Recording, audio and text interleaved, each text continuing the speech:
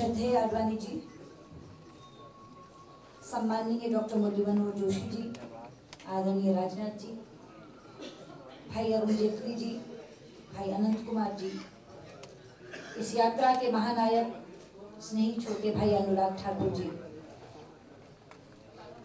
और आज इस सभागार में उपस्थित मेरे बहुत ही स्नेही और उत्साही मित्रों, वंदे मातरम। मित्रों, जम्मू कश्मीर जाने वाली भारतीय जनता पार्टी की ये यात्रा आज औपचारिक तौर पर समाप्त हो रही है। भारतीय जनता पार्टी की तरफ से इस विषय को लेकर निकाली गई ये तीसरी यात्रा थी। 1953 में पार्टी के संस्थापक डॉक्टर श्यामा प्रसाद मुखर्जी जम्मू कश्मीर में लगे परमिट सिस्टम के खिलाफ एक यात्रा लेकर गए थे। 1992 में लाल चौक पर तिरंगा फहराने के लिए डॉक्टर मुरली मनोहर जोशी एक यात्रा लेकर गए थे। उसी श्रृंखला में भारतीय जनता युवा मोर्चा के राष्ट्रीय अध्यक्ष भाई अनुराग ठाकुर डॉक्टर मुखर्जी के जन्म स्थान से उनकी बलिदान भूमि तक ये यात्रा लेकर गए थे, कलकत्ता से कश्मीर तक। डॉक्टर मुखर्जी बंगाल में जन्मे थे और कश्मीर में उनका बलिदान हुआ था, तो यात्रा जन्मभूमि से बलिदान भूमि तक निकली थी। ये यात्रा इस मायने में बहुत सफल है कि दो धमकियों के साये में ये यात्रा हुई थी। एक धमकी अलगाववादियों की तरफ से दी गई थी और एक धमकी स्वयं जम्मू कश्मीर के मुख्यमंत्री की तरफ से दी गई थी।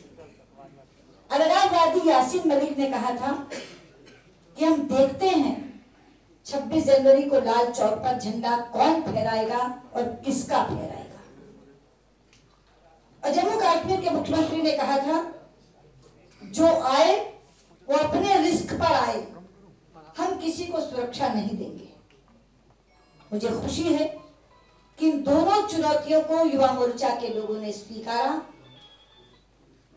जो वहां पहुंचे वो अपने रिस्क पर पहुंचे। वो जिंदा लौटेंगे या मुर्दा ये उन्हें मालूम नहीं था, लेकिन इस अनिश्चितता के साथ पहुंचे, अपनी जान हथेली पर रखकर पहुंचे। लेकिन उन्होंने यासीन मलिक को कह दिया कि हमारी मां ने कायर नहीं जने हैं, झंडा हम फहराएंगे और देश का फहराएंगे। जो लिस्ट अभी भाई रवि ने पढ़ी है वो दोपहर 12 बजे तक की है। उसके बाद उसमें रवि जी और लोग जुड़ते गए। आरपी सिंह और शिखा रॉय के नेतृत्व में जो जत्था गया वो 13 लोगों का जत्था था, वो नाम अभी आने, और उसमें 3 मुस्लिम युवक भी थे, 12 पुरुष और 1 महिला।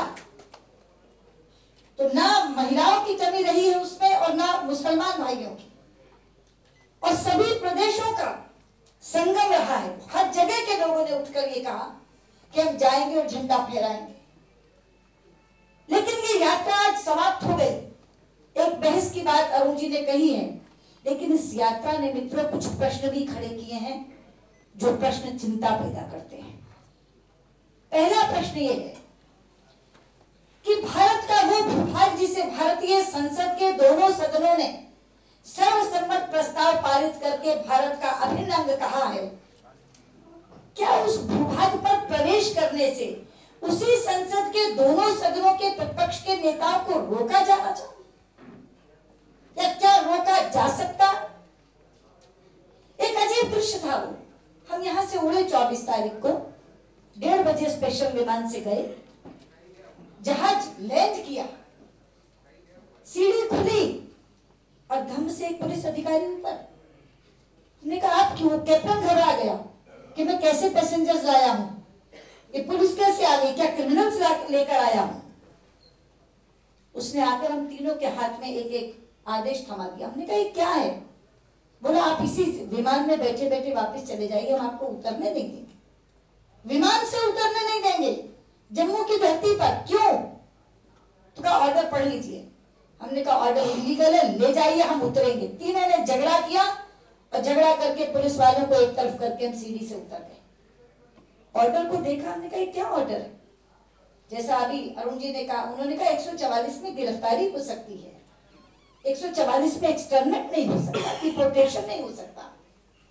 हमने कहा अच्छा ठीक है, आप ये आदेश लेकर आए हैं, आप गेट नहीं खोल रहे तो हम टामेक पे धरना देंगे। टामेक उस जगह को कहते हैं जहां विमान खड़ा होता है, उतरता है। हमने कहा नहीं, खड़े होंगे। और हम तीनों जमीन पर बैठ गए। थोड़ी देर के बाद वो एक कुर्सी वाली बेंच ले आए कि नहीं नहीं आप इस पर बैठिए। प्लेन को सीज कर लिया। दूसरा प्रश्न ये उठता है, एक प्राइवेट विमान जो यहां से उड़कर गया, कौन सी कानून की धारा के तहत उसको सीज किया जा सकता है? प्लेन को उड़ने नहीं दिया। उस पायलट का क्या कसूर जो हमको लेकर आया? उसने कहा मैं मुंबई से आया और सीधे इन लोगों को लेकर चलाया, मैंने खाना नहीं खाया, मैंने चाय नहीं पी, क्योंकि इसको नो फ्लाइंग जोन उस दिन डिक्लेयर करने वाले थे 2 बजे से। मेरे पास समय नहीं था। मैं 1:20 पे उतरा, मैं 1:40 पे लेके चल पड़ा। मैंने खाना नहीं खाया है, मैंने चाय नहीं पी है, लेकिन प्लेन को सीज रखा, पायलट को उतरने नहीं दिया और कहा कि नहीं हम इनको वापस बैठाएंगे और तुमको इनको लेकर के वापस जाना होगा।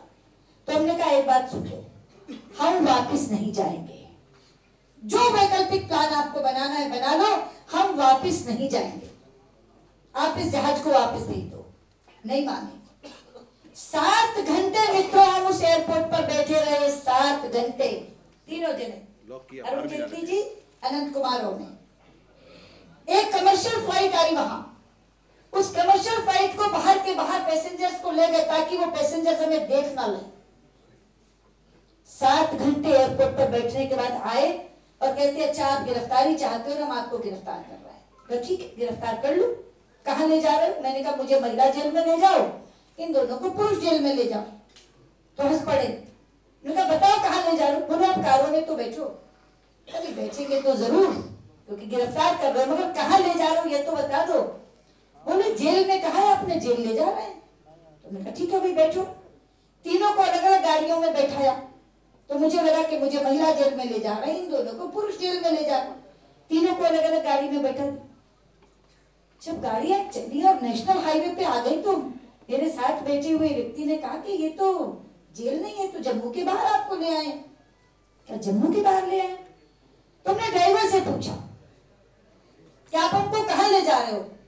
बोले जी मैनू तक आ जाओ, 9:30 जेडी अगे गड्डी जा रही ओदे पीछे चलो।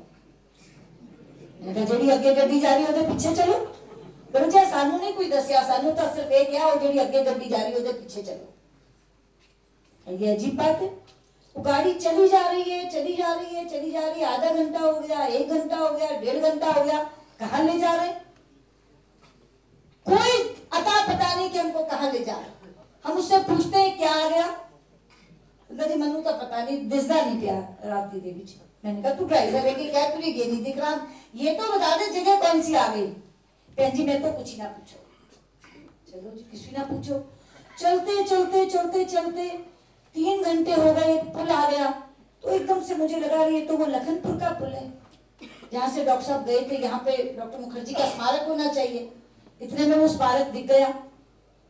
तो एकदम वो एक पुल ऐसा है जिस पर 70% हिस्सा पंजाब में है और 30% J&K में। वो 30% हिस्सा पूरा होते ही जैसे किसी के पटे खोल देते जंगल में जाके हमें उतार दिया। ये तो पंजाब वालों को भनक लग गई कि गाड़ियों का काफिला चला आ रहा, हो सकता है हमको माधोपुर में छोड़े। तो हमारी पंजाब यूनिट के लोग वहां पहुंच गए, अपनी गाड़ियां लेकर पहुंच गए। तब हमने कहा हमारी गाड़ी के सामान तो उतारने दो, कहाँ है वो गाड़ियां जो हमें छोड़ के जा रही हैं। और तब हमने अपना सामान निकाला, उन गाड़ियों में हमने डाला। वहां मीडिया वाले खड़े थे, वहां हमने खड़े होकर के कह दिया कि अगर तुम ये समझते हो कि तुम हमें यहाँ छोड़ करके आज बरी हो गए हो तो हम चुनौती देकर कहते हैं हम कल दोबारा आएंगे और अपने सैकड़ों कार्यकर्ताओं के साथ।